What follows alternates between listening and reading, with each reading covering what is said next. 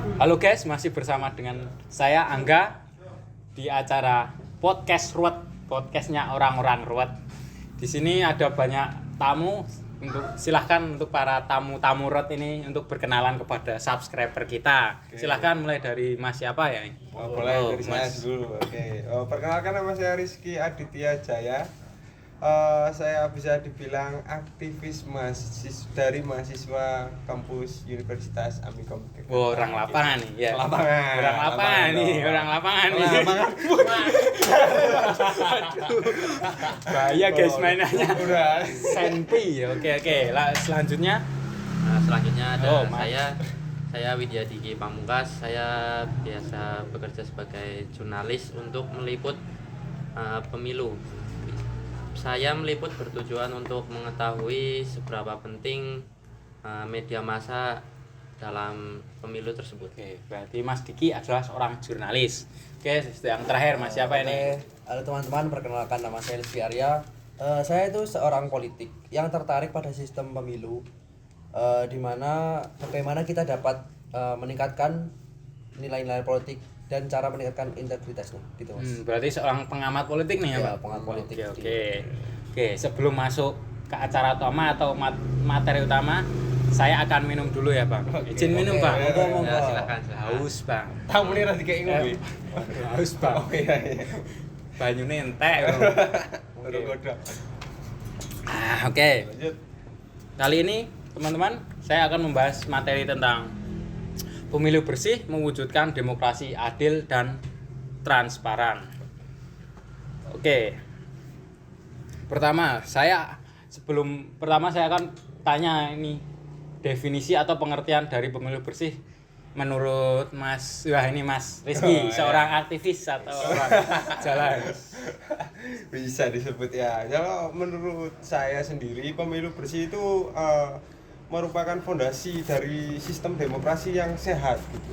Ketika pemilu diadakan secara bersih, masyarakat itu dapat mempercayai prosesnya dan merasa bahwa suara mereka itu benar-benar dihitung dengan adil, dengan bersih, dipilih benar-benar gitu. Oh, berarti kesimpulannya ini berarti pemilu bersih ini adalah fondasi awal untuk mendukung sistem demokrasi kita ini, negara kita.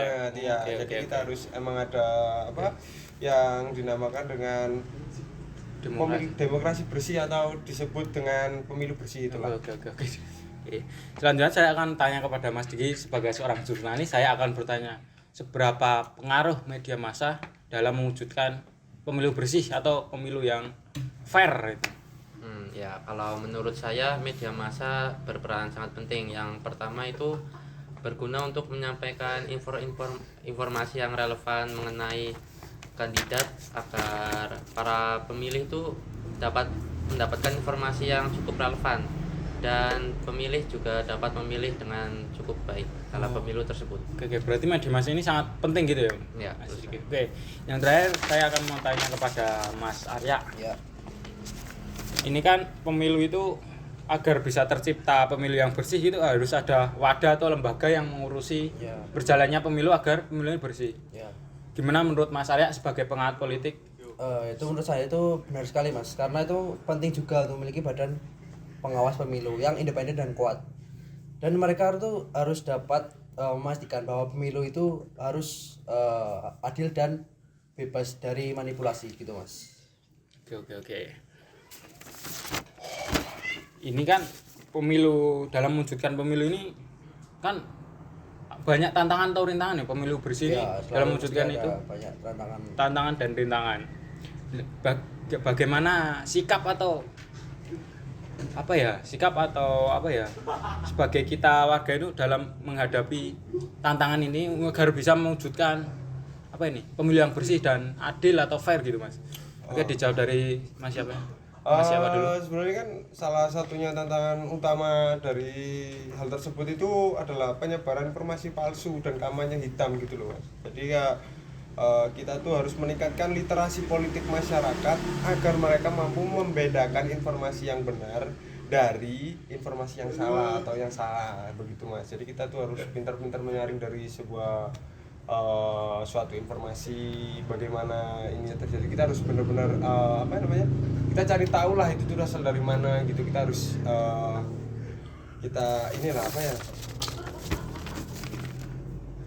meningkatkan literasi lah pokoknya. Oke, berarti intinya untuk bisa mewujudkan politik bersih ya, itu harus ibaratnya meningkatkan kalau kita literasi udah punya, politik. kita ibaratnya kalau kita udah punya literasi, kita bisa itulah Bisa, ya. bisa Bisa pemilu itu. bersih kan.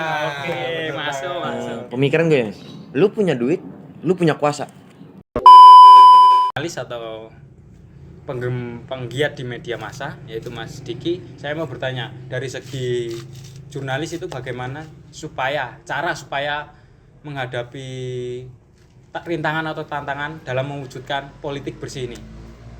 Kalau menurut saya sebagai jurnalis, pihak pemilu itu harus mengawasi acara tersebut seperti menghindari adanya seperti praktek politik uang yang dimana hal tersebut benar-benar merusak adanya pemilu.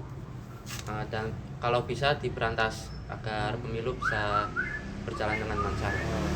Berarti dari kesimpulannya Mas Diki itu harus menghilangkan budaya politik uang gitu kan? Nah, ya. Oke. Yang terakhir saya mau tanya kepada seorang pengamat politik, Mas Arya, bagaimana cara untuk menghadapi tantangan ini untuk mewujudkan politik bersih? Kalau menurut saya Mas, ini kan tingkatannya kan masih partisipasi pemilihan itu masih belum optimal Mas. Jadi itu kita harus mencari cara bagaimana kayak warga kita tuh lebih banyak untuk bisa menggunakan atau memanfaatkan hak pilih mereka dalam pemilu ini gitu. Oke. Berarti tantangan yang kita hadapi ini dalam menciptakan pemilu bersih itu tidak mudah ya Mas? Iya Mas. Banyak rintangan yang harus kita intinya kita harus lewati gitu ya Mas. Oke. Ini saya mau bertanya sekali lagi. Ini bertanya soal bagaimana peran kita sebagai masyarakat dalam mewujudkan hal tersebut, hal pemilu bersih ini, agar mewujudkan pemilu bersih ini.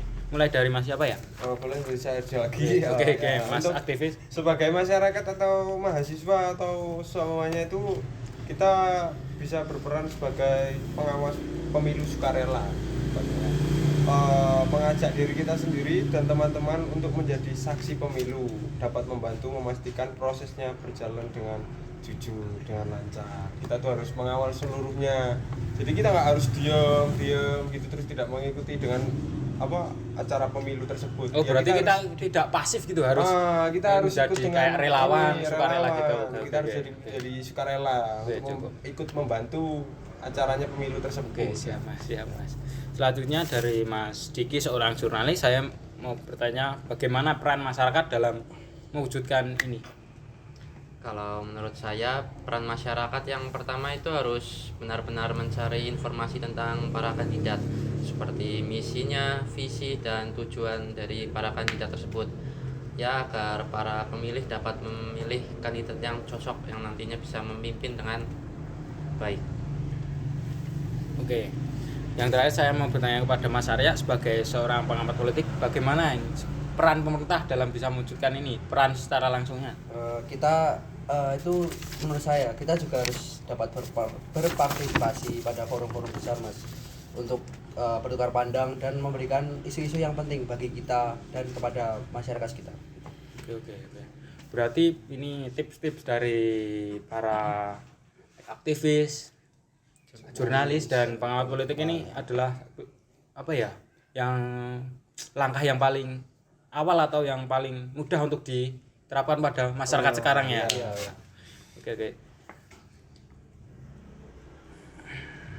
Oke, ini udah cukup. Podcast kita ternyata pernyataannya pertanyaan udah habis. Terima kasih kepada Mas Rizky sebagai aktivis, Mas Diki seorang jurnalis, dan Mas Arya sebagai pengamat politik. Saya bisa tambah wawasan sedikit walaupun ini podcastnya namanya podcast ruwet, podcastnya orang-orang ruwet. Oke. Terima kasih pada semuanya ya, dan jangan lupa untuk salam berikan kata-kata dari Mas Rizky. Oke. Jangan memilih golput. Iya. Oke. Untuk dari Mas Arya buat pesan. Jangan lupa untuk memilih pemilu untuk menggunakan hak Anda. Oke, Mas Diki untuk Hindari uang politik. Oke, kita bareng-bareng ini.